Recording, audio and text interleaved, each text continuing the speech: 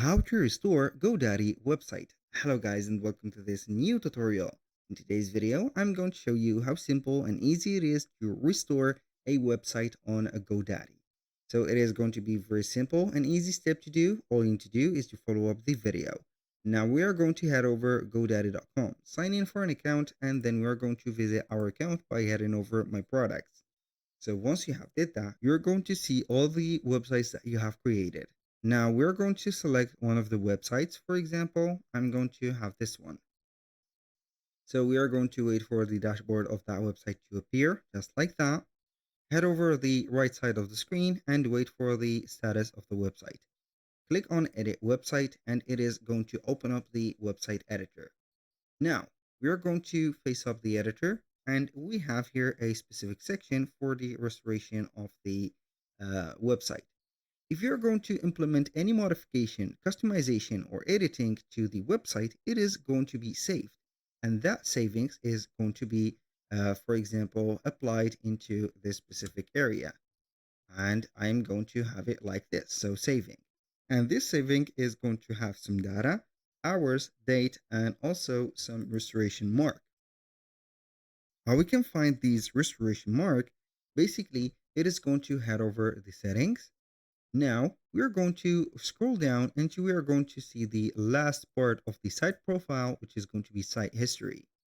Now, as you can see, we're going to see all of the specific modification or the versions of the website that you're going to find. And you're going to see all of the details that has been implemented. For example, you're going to have this one published at today at this time. And also you're going to have the page deleted, section deleted, and the cause or thing that has been implemented into here. You can go ahead and have the specific version or the restoration of the website as you can see in here. So I'm going to restore maybe the word that I have deleted. So I'm going to click on restore and we're going to see the case. If it is going to have the word back, it is going to be good. And this is it. And this is how we can restore it. Now, when can we use the restoration process? Basically, if you have committed a fatal error into your specific website, or you have set something like deleted an important section or deleted a code that you have implemented into the embedded codes, or a product that you have deleted, a booking or whatever, you can go ahead and head over this one, and then you're going to have the restore option. You can create a backup manually, or it is going to be created automatically by having a modification from here, and it is going to be set in here, save or saved, something like that. Also, you can reset the website from scratch and have all of these backups, as you can see, deleted. Also, I can go ahead and have any of these backups deleted, particularly by one. So you can go ahead and click on delete. And the smart thing in here is to rename the backup.